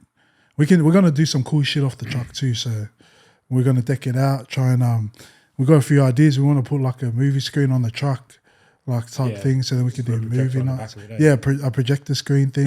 Yeah. Do movie nights. Are you going to sell your doco? Performances. Nah. Dropping it soon. On YouTube? Yeah. Gonna drop the doco, but we're making another one, like a carry-on thing. So when you go up again this year? Yeah. Fuck. Yeah. Insane, eh? Yeah. Bro, so insane. Yeah, hard. It's such a cool story. How did you feel when you first watched the doco? Overwhelmed. I don't know, like the guy who came, like I was Andy and Amanaki Studios. This guy just came, and it was like he paid his own way, but I reckon he ended up paying about 6 to 8K of his own money to come. He offered, like he was just like, but before that he donated to us just for donations because he believed in what we do. Yeah. But he had to get his own charter plane, another charter. He had to bring our resources there and then shoot that whole doco in the span of 2 days, and then come up with that at the end. Crazy to me, bro. That's when you know that shit's aligned. It aligns, and that's what I mean when people like that. Like sometimes in this journey, you just come across people who just fuck with you, and then they stick with you. And I feel like those boys are, because he's got a twin brother, Josh. We ball up with them now. Like it's hectic. I've seen that the other day. Yeah. That's them. Yeah, but yeah, those. I mean, Andy's special, bro. Like he's a special dude. He really he's got a lot of time for us too, which I got a lot of time for him. But he helps our team. He helps Reezy actually helping her at the moment editing everything. So he's just teaching her the structures and how he puts the stories together and whatnot. But there's a lot that's going to come from that collab, like us and them. Yeah. Like we've been chatting and talking different projects, different things. Yeah, but that trip, crazy. Yeah. The way the doco came out, crazy. I was buzzing out. I didn't know that. He was just shooting. Yeah. When they're just around. I didn't see him for half the days. Yeah. And then at the end of it, he just comes up with that. And I'm like, run it back. Garner. And it's got heaps of other footage that hasn't been dropped yet. So, yeah. Pretty confronting. But that's why I said it is confronting, but I feel like we haven't even shown half of what actually goes on. Yeah. And that's what I want to really get down to. Like, I don't know, you see all these organizations, they come up with videos and come up with stories and that just with the end goal that, money or like. But I want to show the realness, and I feel like that's the relationship that we're creating with the locals there and the elders, and that is that we're going to be able to, you know, once we build that trust properly and things like that, I want to talk to them about how we can like really get their story out there. And, you know, because a lot of it's at the moment is just kind of like us just figuring it out. And that's what it is. But then I want some of these guys to really just, you know, show the realness of Australia. Because no one knows that this shit goes on in these areas. But these guys are actually out there battling, you know. So, I mean, time will tell. Isn't it crazy? There's people like yourself, and then you got like Spanian, of all people, who does like proper journalism. True. You know what I mean? Like yourselves and Spanian are the guys like put a bet on it 10 years ago. He's come in at 10,001 to actually showcase what the other side of the country is like. That's what I like. I feel Not like even Vice, bro, goes out there. Yeah, Spaniards out in the fucking hood walking right around. out That is in insane, there, bro. proper. Like, that Darwin video was insane. Like, yeah, that shit is crazy. Yeah, and we've been there a couple of times, but damn, seeing it like that, even like because we see they got those like flats that he was showing and that. Wow, it's pretty crazy, like over there. But then hearing the stories and that, we're living in paradise here. Yeah, 110%. But you went out there as well and you showcased like the other side of it, you know. Yeah, like there's no one else in Australia like. We need it more, bro. Oh, big time. I feel like the big guys are just fucking lazy, man. They're lazy. They don't like. Yeah, it is what it is. No soul to them. No soul. I always say this. Hey, I like that. There's no, you know what I mean? True. There's no soul to it. They don't connect with people. They think about money and they go, nah, it won't work. 100. Fuck yous. Yeah, we'll do it ourselves. I always think about that. That's like in football, there's a national second division coming back. It's hard. Fuck, it's so hard to explain. But football clubs back in like the A-League, they're all franchises. Like imagine like NFL teams, right? Yeah, That's what they are. They're fucking soulless millionaire owners. Bullshit. Back in the day, post World War I and II, like all the Italians and Greeks made football clubs. Those football clubs like survived for 50, 60, it's still around. But what happened was they folded the National Soccer League, which was made up of all ethnic clubs, and created the A-League, which was like no nationality attached to it, blah, blah, blah. So these clubs that provided the whole foundation for everything we know in Australian football were just cast aside for 20 years. Now they go back to a professional league called the National Second Tier, National Second Division. Because A-League clubs, first of all, aren't making enough money to get relegated. So if they do, like, we're one of the only countries in the world with our top division doesn't have relegation in football. And then, the National Second Division's coming in and it's all the ethnic clubs. Bro, there is not, I'm telling you, I've not seen one mainstream media piece on it except for the cons of what could happen because it's nationality based, right? Yeah. So then that's why I put out my video the other day. It did well on TikTok, like 12K, but 1,500 likes, which is good. Crazy. Because I always say to people, if you get 10, whatever your likes are, if you get 10x that in views, that means you got like a healthy ratio of like one in every 10 person likes it.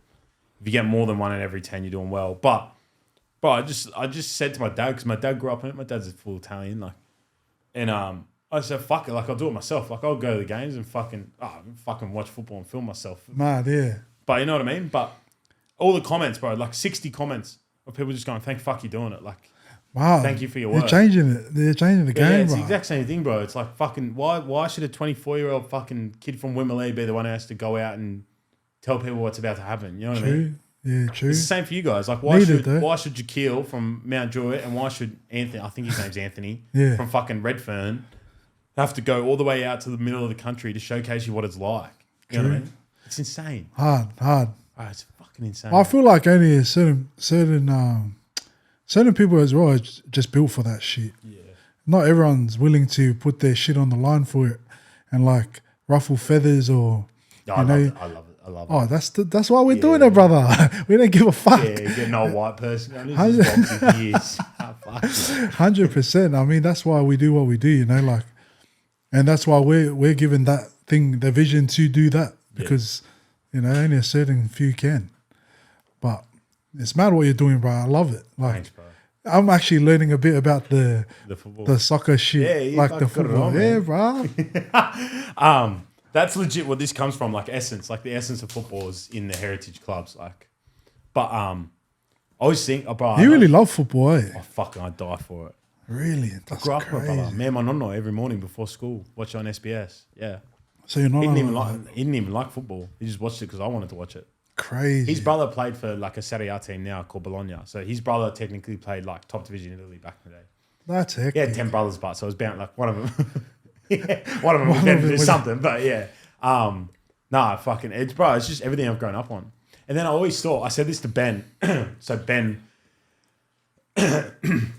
he has this thing of like he wants to fuck. Ben, do you care if I say it?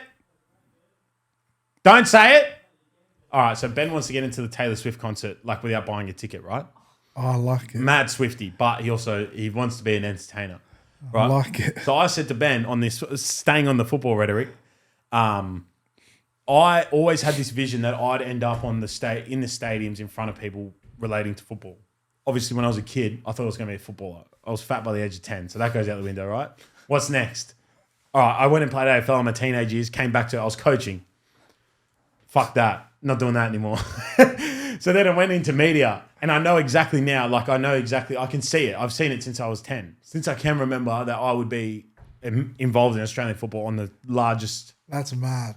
You know what I mean? Fuck with that. But saying that to Ben, I said that to him the other day. I said, I can see it. I thought it would be different, but I still saw it. I said to him yesterday with him planning on the Taylor Swift thing, I was like, what you got to do is go shut your eyes and you got to fucking see it. Bro, this sounds so loony to someone who... Nah, bro, I'm with you. But I said to him, you gotta see it, and then you gotta like let your brain dissect it. Don't open your eyes because you get distracted, and just let it go. But he'd already come up with the idea. He's already got it. I think he's already sorted. He might change it, but he's got fake media pass with a barcode on it. But I said to him, the barcode's bait because the barcode's got like 3 5s, then 5 zeros, and 5 1s. But I said to him, a barcode's like an actual language. Like those lines are, you know what I mean? I said to him, if that's not like, all right, so you say you get unlucky by having an actual barcode. But I said to him, if you get something that doesn't even fucking scan, then there's your issue. 100%. But if you get something that scans and beeps and then they go, oh, okay, maybe you still like, it's still a barcode. You know what I mean? Yeah. But yeah, I just said to him, but yeah, like same thing, right? Oh, You just got to luck, fucking man. see it. I 100. hope he gets in. Going as a That cleaner. Bro. Well, cleaner and then, media pass. Then I said to him, like, what are you going to do? What are you going to do when you get in? Because all the media has their own door. I tried telling him that. Like, all the media has like a little... Nah, once you're in there, like right, you'll find a way. But yeah, I said to him, do crowd photography. No one does that shit. You know what I mean? True. Just say different. You know what I mean? Yeah. Like I like to mix with the people. And then before you know it, ditch the camera and fucking just walk it in. Right on the mosh pit. Yeah. Bro, she's insane, eh? The amount of like... Yeah. Crazy. Bro, you always forget how big she is, eh? Like, I've been seeing a couple of things, but apparently she's been going crazy, yeah. I just saw photos of the MCG. There's 100,000 people there. 96,000. That's Crazy. fucked, bro. Plant? I tell you Any what- plant? Or Huh? is that a plant? What's a plant? Plant's like someone who has an orchestrated come up. Ah, That's what I would say. yeah. Okay. So like, Is people that a might- plant? Taylor Swift? Nah, I just think she kind of just... Yeah, She's been around long enough got to like just do it. fucking fans. But like her audience is so like heavily female. So like, what the fuck would I know? You know True, what I mean? yeah, 100. But like, what was that? What's her big one? She goes hard. What's the one where she's looking out the... Fuck, people are going to fume at me. She's looking out the window into the other guy's window and they're like neighbours. Romeo and Juliet, maybe, Ben? Yeah. That was big back in the day. What's that song? I'm not singing. Ah, yeah, I was about to Like when say. she started singing. Yeah. But no, like say, like Ice Spice, she came out of fucking nowhere. Probably a plant. Oh, yeah. Like legit nowhere. Bro. But some of these artists just crack it, eh? Like Like we live in a day and age where you can go viral easily now. Yeah, you know who was arse and he isn't a plant because he was trying to be a rapper before he did it was Central C. He used to be so bad. Really? He hopped on a Dave and AJ Tracy song called Spirit Bomb and he was that fucking bad. And then he did Day in the Life and then he figured out like that like catchy. He figured out his flow, eh? Yeah, like a flow in there. And then, what was the one after? Pingin'? Nah. And then Loading. What's that one? He has like, it's a weird instrumental way. 100 Eaters. What's that one? No, that's Sprinter. Oh. I Yeah. don't know who Fuck, else I'm would be not a with plant. these artists. We've already discussed who's a plan in this country. I won't say anymore because I might get in trouble. But yeah. Have you not, like in your time in music, figured out like a plant when you see it? Yeah. Yeah. Yeah. So why would you ask me what I think a plan is? Huh? Do you No, have I one in know. America? Like now, I know the meaning of plant. Yeah, Yeah. I know, but I didn't know that. It was, Like I Designer. didn't know plant meant that. Designer would be one. Came out, Panda's his first song, fucking 100 million in a week.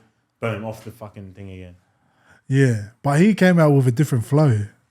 Yeah, but no, the flow was there. It's been done by people. He just did it in a certain way. But I'm saying, Yeah, 100. Yeah, you have people. I wouldn't put it past anyone could be a plan out there. Yeah, I hope Designer and Ice Spice are doing well. But yeah, you know what I mean. Like, What do you reckon about Bob Marley's grandson, the I think latest he's one, just a product of YG Marley? Are you just? I don't know why you recorded it in the studio. Why the fuck did you do that to the song? What do you It was mean? perfect. The original live version's perfect. Which one? Praise Jar in the Moonlight. Oh, what do you You know mean? when he, yeah, the one like where Lauryn Hill brings him up on stage and he just performs it to the crowd. That version's perfect. And then he got in the studio. I reckon it like got ruined. You reckon? You know the best reggae is. That's one of my favorite tracks. Bro, Fuck with. Bro, best reggae song I listen to at the moment. No Roots by Lab or LAB. Oh yeah. Oh, bro, Those boys go hard. what a dig at the government as well. But I that love YG shit. Marley just came out before this Bob Marley thing got released. It's good timing. God's timing, some would say, but it's good timing. You reckon? Yeah. Maybe. Probably lot, but I never like, fucking knew Lauryn Hill had a son that sang. I didn't know she Who- was married to a Marley. That's what I mean. Where the fuck did this come from? Shit. You know who I've been getting into recently? Erykah Badu. Oh, on and on, eh? Yeah, On nah, and didn't on, you bro. know? Oh, bro. yeah. How do you make music like that, eh? I always think about that shit. You know what I mean? Those old school guys were something different, man. Yeah. I wish we do have artists now that can really fucking bang out It's like just that. different age. Just Like, different. It's That the cons- evolution of music, man. our consumption is so vastly different to what it used to be. True. You used to go to a record shop, you used to go to a CD player, like, and just search and then take a gamble on that. Whereas like now it's just so quick and like if you're not getting dopamine straight away, Yeah, I'm with that 100%. yeah, it sucks, man. Everything's just like this. Yeah, Everyone just wants the next artist, next artist, next artist. That's why with us, like, we take time to cultivate our community how we are. yeah, Whether it's fucking 1,000 people, I know that these 1,000 people know our fucking flavor, our style, and we're not like anyone. So that's what I try and focus on, because 100%, we live in a day and age where all these youngins, bro, they just like this next. And same with the artists. They just come in like they can fucking take over, but it's not that game, bro. Like, so, but yeah, it is a bit weird, but it is Yeah. what it is. Have you ever had a mate? I wanted to ask you this question because I thought about this with Jazz when his EP dropped. Have you ever had a mate call an artist early and then blow up? What do you mean? So I had a mate in 2019. His name's Seb. Shout out to him. He sent me this guy called Aaron May. He had one song called Ride, had 6,000 streams. Yeah. Aaron May now would have like 5 million monthly listeners. Yeah. This guy's from Houston, by the way. Seb just listened to that much fucking music by chance. He called this guy. I still got it on Messenger. When Jazz released his EP, sent it to my mates when on Spotify it still had under 1,000. And I sent them on the low. And they're like, bro, this song deserves like actual millions. Yeah. Have you ever had like, because that's my tip for anyone like going, obviously, but people already know you guys, so it's a bit of a cheat. But if I was to go name one artist, I go, Jazz Nobody's probably like, Yeah. Only some people still though know Yeah. us. That's why I like it. Like, we're kind of still on the rise. there's something really nice about like being on the rise. Yeah. You know what I mean? I love it. Yeah. But this year's the time to be up there now. That's my thing, is like, we've been on the rise too long.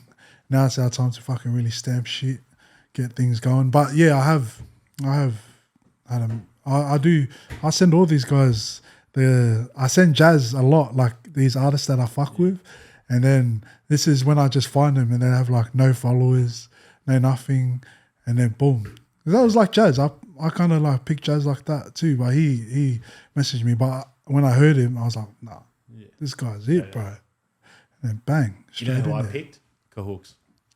True. Well before he made his first song. True. He did a freestyle on Anzac Bridge, just in the car. Sent him a message, then I'll send him stuff. And then 9 months later, he got signed. Crazy. Comes out with Due Time. Know everything about this kid as well, like what I could. But like, yeah, we're talking for ages, and I just go, bro, keep doing your thing. You're gonna blow up. He did another freestyle, and then he got signed, and then Due Time came out, and Why don't you get him on? There he is.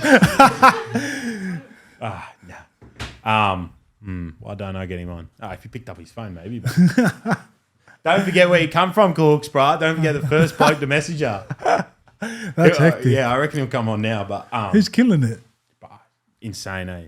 Yeah. Insane. His management did well at that's the thing, bro. You have management that can orchestrate, like they fucking did it properly. They did like song, freestyle platform, another few songs, EP, more freestyle platforms, features. You know what I mean? Like, there's a little algorithm out there that you can get 100%. onto. But yeah, I wanted to ask, what's on the horizon?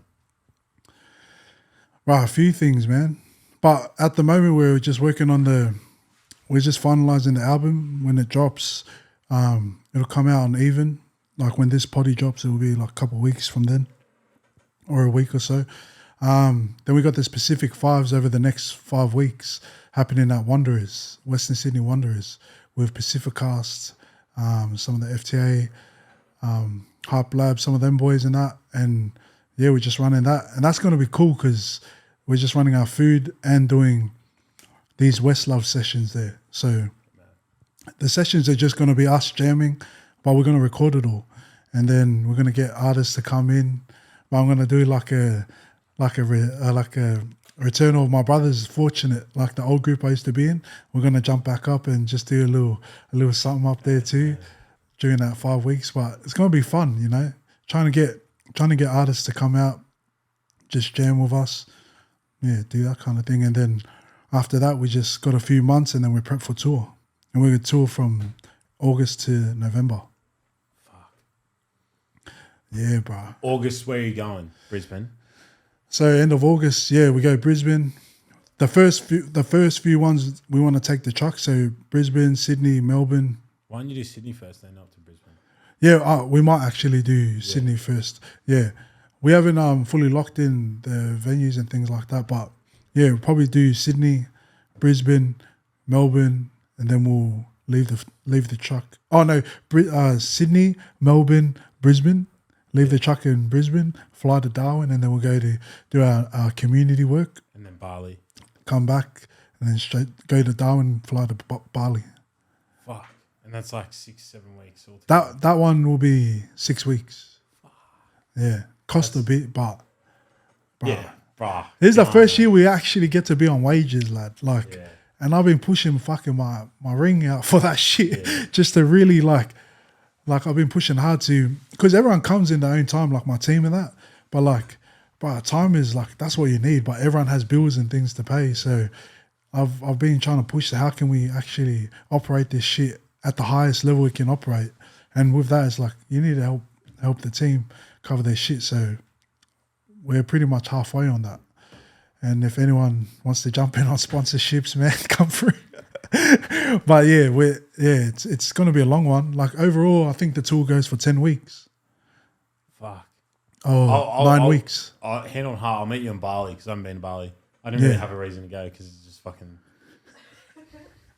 Bali's like little Australia, to be honest. Like tourism. What happened to community? Come to Northern Territory. No, I want to. It's fucking full on, man. You got to let me, you know. Yeah. I got to work myself up, man. I'm just a kid from Wimberley, you know. No, but you can come in on because we're trying to bring some of our we want to do like a partners run where they just do 1 day. You don't got to sleep on floors, brother. No, I got that in me. I got that in me. Yeah, you got it. I've been camping out west. Drink that shower water. That's that shit will give you Bali belly, bro. Bro, it's only 3 hours from Bali, so some of that shit's coming over the water, man. I reckon, yeah. So how long are you in Numbula, and are you going to Groot? Oh, yeah. Yeah, we're going to probably try and be there for 2 weeks. Fuck. That's what we told them last year. They're like, it's in the doco. Auntie Hilda, one of the elders, she's like, please come for 2 weeks. And we like, every time when we see them, like, it's because that's all they have, bro. Like, if you go there, bro, it just fights.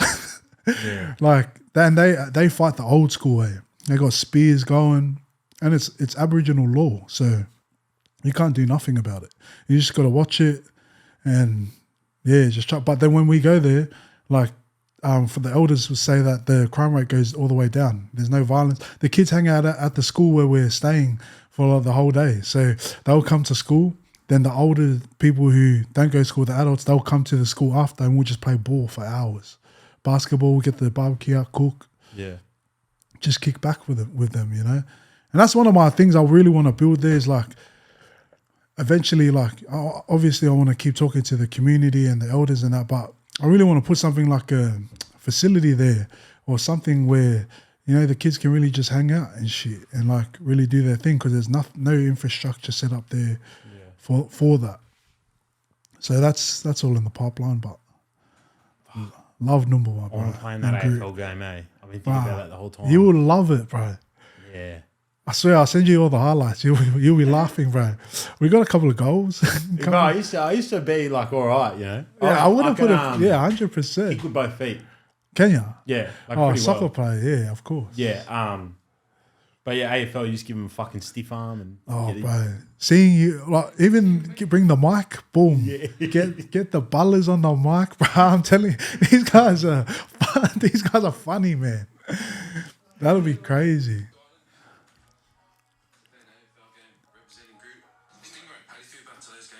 I have watched this one. Have you?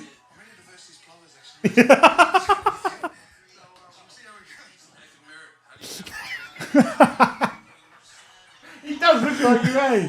Oh, fuck.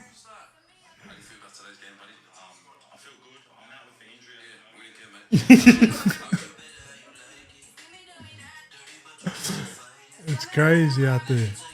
Fuck, do they have a jersey my size? Yeah. Good field. Don't worry about it. We'll find one. That's the only thing. 40 degrees, lad. Lots of Caucasian boys getting around. Yeah, so those boys fly over. Oh, really? So they're like another island. Jazz.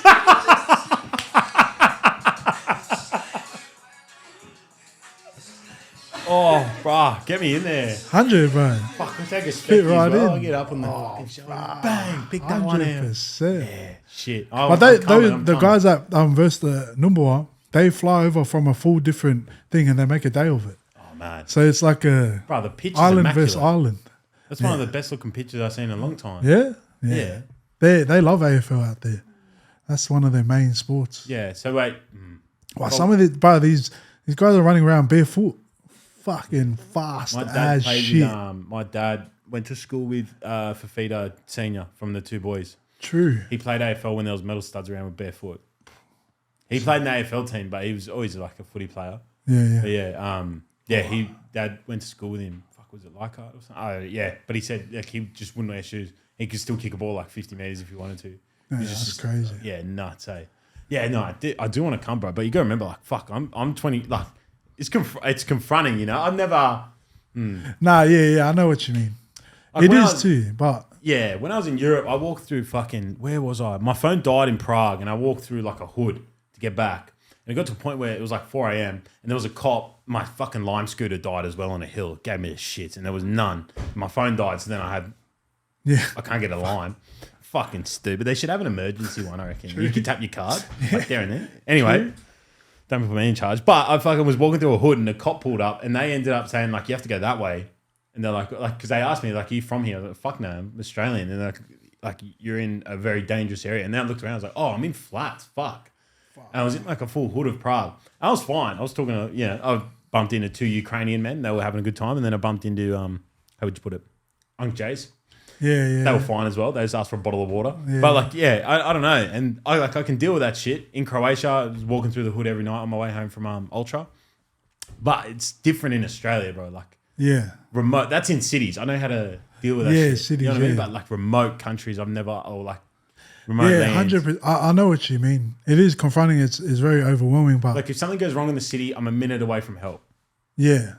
Out there, you're stuck. Yeah. You can't go nowhere. But that's also what excites me about it. Is like, fuck, like I want to do it. Because my dad's done some stuff up there as well for work. Yeah, so you would love it, bro. I might bring one of the boys, eh? It'll be gangster. And because you're with a crew too, all good. You pretty much would be with locals. Well, like of a day, so what, you just do like community programs, then overnight you just play music and kick back and all that? Yeah. Or that if they take us out in country, like they will take us hunting and shit. Trapping? Yeah. Bruh, these guys can spot animals and that like crazy. Oh yeah, it's insane. It buzzes me out. They take a fucking leaf off the tree. Yeah, there's eucalyptus. Yeah, this is well. And they smell some dirt. Oh yeah, there's buffaloes here. And I'm like, where? Well, fucking what buffalo? And he goes, oh, look up there. And then like, it's there. I'm like, what the fuck, fate? Yeah. And it's their land, eh? Like it's just their actually like, their land, bro. Everything they know. Bro, the mud crabs under the mud, you can't see shit. Yeah. Like I'm looking like it's muddy water. I'm full like this. These guys like this, there, right there. I'm like, bro, where? Boom, just pumping. We took back like 15 one day. Just you know, big mother watch Bush Mechanics, the 4 Indigenous boys and the white fella who would like fix up. Yeah. I have actually. They did videos where it was like not like so that the Bush Mechanics series is actual like produced like there's like 2 guys doing it behind the camera, but they did videos where it was like a vlog, and they did one where they went out to like this creek, and my dad and I were watching it, and they stopped, and like my dad told me because he got taken around to like semi-remote places. Like if water's too still in Northern Territory, it means there's a croc. And they did the exact same thing. They were standing on the edge of a creek and they were looking around. They're about to go fishing and they're like, nah, too silent. Then before you know it, like in the background, there's just a croc that rises up. It's insane what they know, eh? Like they can't their see instincts are different. Just pure instinctually just go, yeah, there's crocs here. And they're actually about that. Like they're actually about the connection to land and like all that kind of stuff. It's crazy. It's one of my biggest insecurities. I feel like I'm not connected enough to like my heritage on the Italian side. Yeah. But in the mountains, I feel like I'm pretty connected with the land. Like I love getting out about in the mountains. But heritage. I love the mountains. Yeah, right. Yeah. I feel the same with Samoa. Like I never grew up that way, you know, but both my parents are Sa. But, you know, that's our personal journey that we're going. So it's all good. I want to connect back with it, man. And I want to learn all about like, the land here and then like the Pacific Islands as well. Fascinates the fuck out of me. I can't pinpoint why, but I don't know why. I think when I saw the Samoan parades, I think that like just ticked something in my head. Where I was like, that was crazy. Yeah. That was crazy. It was crazy to see too. Yeah, and so I don't know, just ticked something in my head where I was just like, fuck, like, what? How's this been created? Like, you know, why do people have so much pride in their country? Like why are they so proud? Like, there's something in the culture that they're like fascinated about. You know what I mean? Because other countries don't turn out like that at all. Yeah. It's something, It's something crazy, Like I only been to Samoa once, but when I went there, I felt like something different, bro. Like I never felt that feeling landing somewhere. I've flown like around the world, but flying into Samoa, bro, I felt like, oh shit, this is crazy. Like, and I can't explain it, but it's a feeling like it just comes in here, and I'm like, bro, this is it's home, like that kind of feeling, and like. Yeah, the tourism in that isn't the best there or whatever, like, but it's home, and like you feel that the presence and the proudness from our people, you know, my people. So it's crazy, and that's something I'm trying to dive. Like the last thing I want to do with my tats, I want to get it better. Yeah, but I want to go on my journey, you know. So that's my thing is like to get there with my nan and you know try and do that kind of stuff. Meet all the family in Italy because they're all over there. Like hardly anyone's here. But I tell you, when I was in Italy, I struggled with like all the tourism, like because we just went to Rome, me and one of my mates.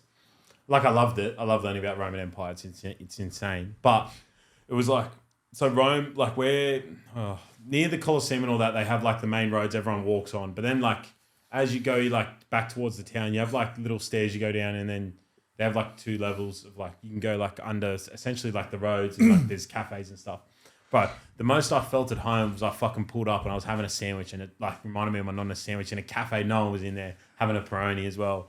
I was like, fuck, like, this is where I'm meant to be. Yeah, like there's, I don't know how to word it. Someone in the soul that definitely just got like ticked.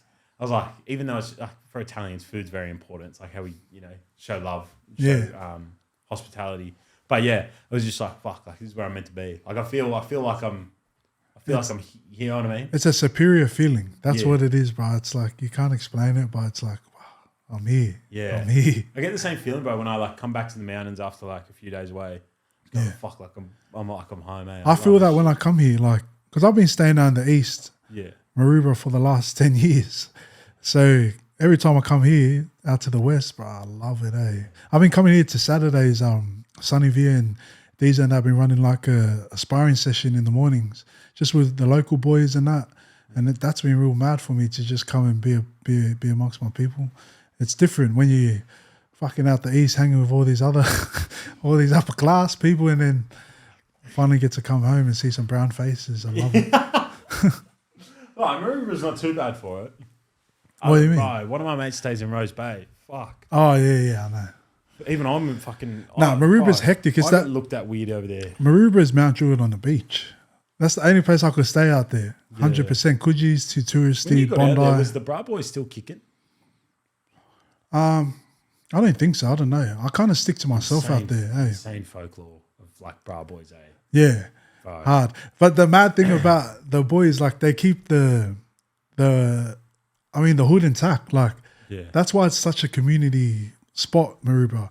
Like you don't have heaps of tourists coming out and staying around these areas because I feel like that's the only beach that you can't do that shit because the boys are there. And I love it. I love it too. But yeah, some of those boys, like I talk to Kobe Abberton every now and then, he's an SK, bro. I like him. But yeah, them boys, I think they're all old now. Yeah. But they got the younger boys just handling business over there. Insane, eh? Yeah. The Cronulla riot stuff's insane, how they got blamed for it. They're like, thanks for the fucking acknowledgement. It wasn't us. And then they went and fucking sorted shit out. Yeah, crazy. Bro, insane, eh? They have one of the, that shit fascinates me. All my, the family that's here, they live in Carlton area. And so that's where Chopper Reed fucking killed people and all that shit. And all that shit, bro. The underworld, when they document it, bro, I'm glued to the screen, eh? Yeah.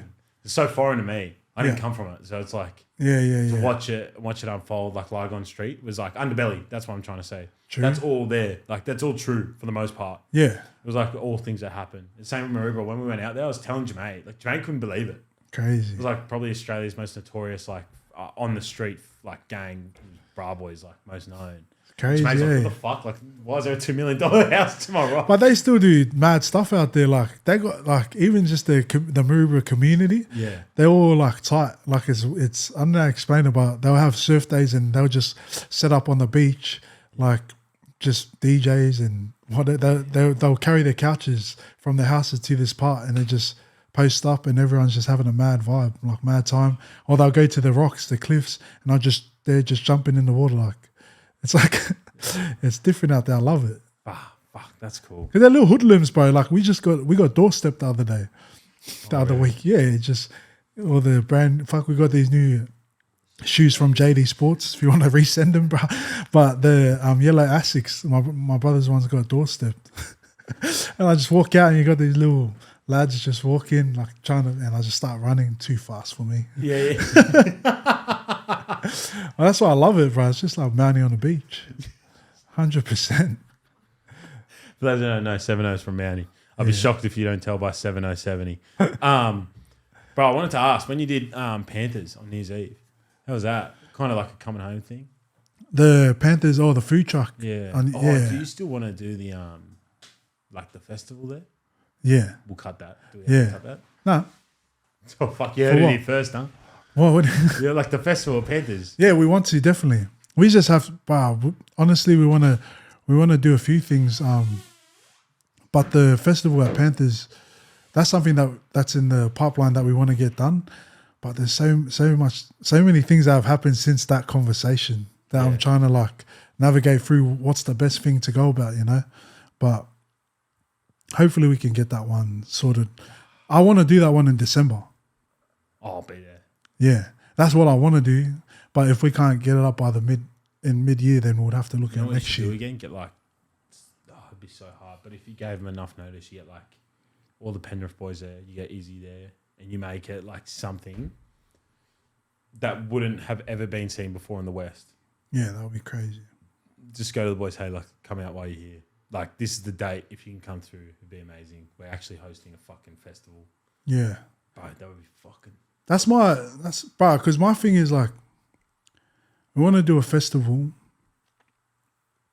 and then I want to just break it up into 2 sections, morning shift and night shift. And it's crazy because my boys, they actually own a media company in NZ and they're called Morning Shift. I want to get them over. Oh, I seen him. Yeah, I want to get them over to kind of host the day part and then night shift. You got Marley and that. Yeah. It'd be crazy to merge that kind of thing together into one day and then have just mad food, mad vibes out there. I want to set up a half court if I can get shit going on basketball. I just want to do stuff that I love, like that we love anyways. But yeah, I want to speak that one into existence for sure. Get the morning shift boys to come and collaborate with night shift, collaborate with 92 World, bro. Just crazy. Food trucks as well. Just food trucks, bro. And then just pop off at night, just like 100. Mad, like proper performances, you know? Yeah.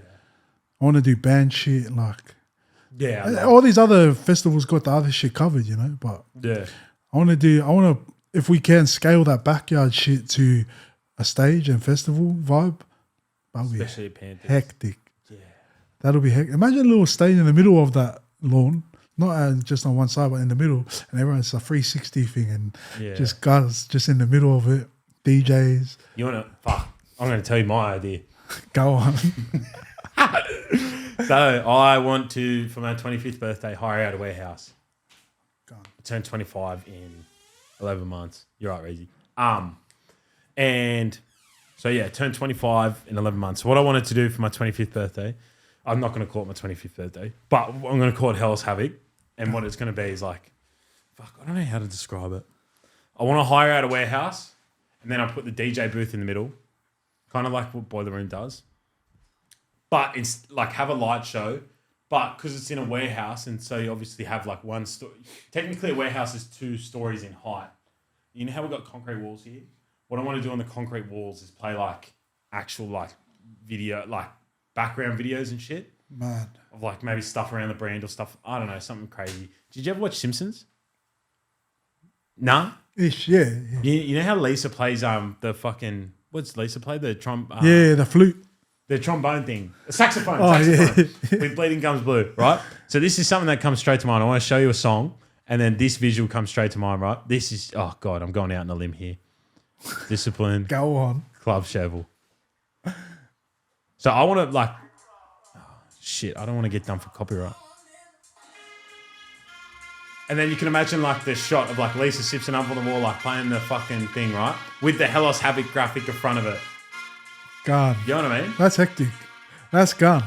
So that's that's just one little thing, and then bro, just blokes bopping, like, that's just mad. having a mad time. Yeah, fuck. Invite artists out and whatnot, but have an actual DJ, and then you can have DJ do the wheel ups if artists want to perform. But I want to have it like as a set in like a factory. Have the DJ in the middle so it's interactive. Have graphics going around so that if people film it, they've got something different. Whereas people go, like, "What the fuck is that?" You know what I mean? And then just pack it out. And then like I want to bring like people like the other idea I had. Oh, I shouldn't.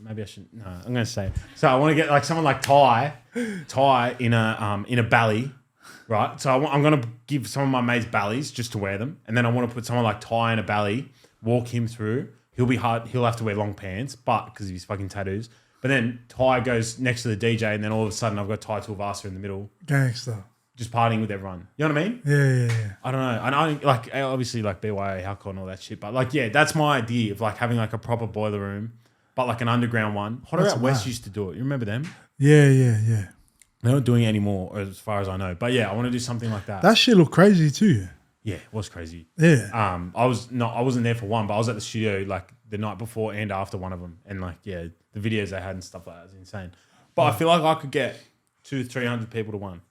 But I wouldn't even need that. It'd be invite only, I reckon. Yeah. And then just, I don't know. That'd be gangster, bro. Yeah. 11 months. Yeah. Fuck, that's scary. That's when? Quick. December. I'm born on the 6th of January. Cap boy. You know, I was born... Kappa. Yeah, you are too, eh? Capricorn. When are you? 11th. Yeah, I was born on the 1st. That's why, bro. Yeah. I don't know those star signs like that, but we're that close. I was told by a girl before like how fucked up Capricorns were, right? But I'm pretty sure she was a Gemini. I have no idea about that star shit. I just know Capricorns are hustlers. That's it. I was born on the first week of the millennium. What's that? 2000.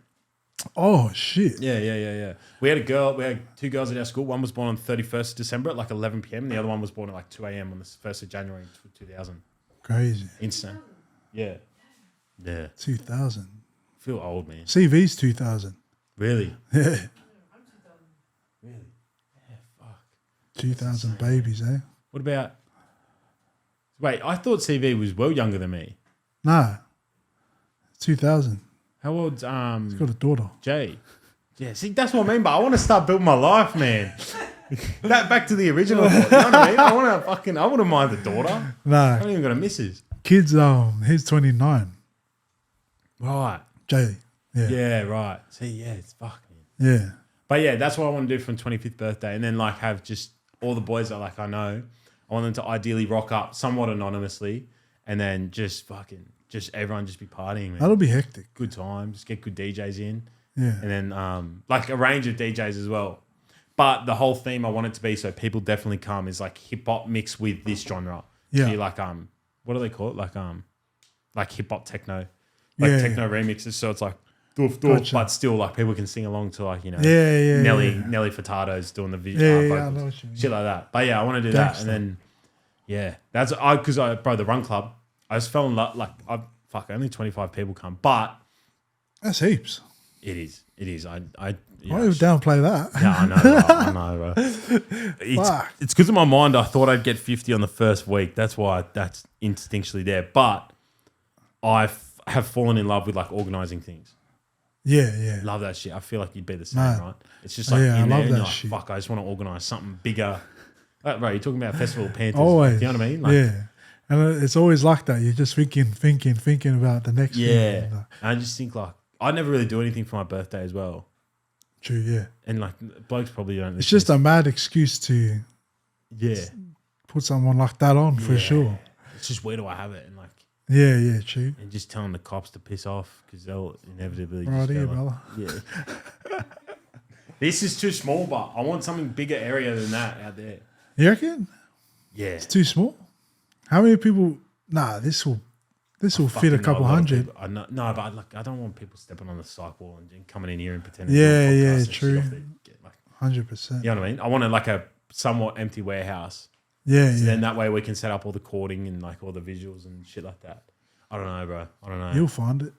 Just that'll be so hard to organise. That's mad. But it would have to be out of my own pocket as well because I can't just charge people. Or maybe I can. Attach the sponsors, bro.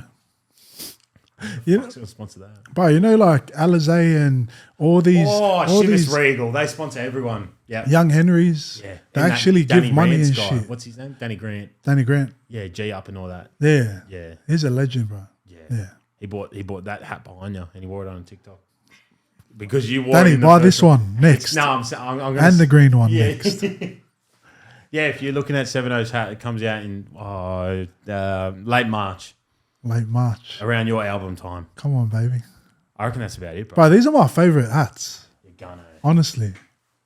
Don't worry about it. I was happy with it, eh? Shout out Suresh, man, my designer. He's the GOAT. Crazy. Was it on purpose that these ones are cream? No, that was meant to be white. Oh, was it? Yeah, it's like the tag on your hat. It's meant to be white, but it's like a cream. Ah, true. But yeah, Still go hard. yeah, bro, I like it. I kind of like the errors from the Yeah. manufacturers. Hard. I like this one this year, the Sunseekers. Yeah. Something different. What's that one? What's that mean? I don't know, just Sunseekers. Like, just get outside. Seek the fucking sun, Yeah, man. get outside, bro. Don't let big sunscreen fool you into seeing the bad. You know, the sun's a bad thing. Fucking hell. Oh, yeah. I love Anyway, Thanks for having me, bro. Pleasure Appreciate as always, it. eh? Always. I reckon we run it up. I love what you're doing, bro. Like, I know I say it to you and I've said it to you on the potty and that, but what you're doing is real different, bro. And it's like you're 24 years old, hustling the hell out of your visions and your ideas and that. And that fully inspires me, bro. I say, keep doing your thing, man. And bro, big love. You always got my support and whatever you need on this side, got you. Yeah, might need a plane ticket. Say less. Let's go to. Let me just pray for that one and then I'll get to work on it. Nah, I'll get it sorted. Just let me know cost something there. Fuck. Anyway, You're good. as always, a pleasure and honour. Big love. Planet Vegeta, take flight. Oh, fucking take flight. I'm No. wings. Oh, fuck. Planet Vegeta 92 World and Helos Havoc. There we go. Running See you amok. next week, man.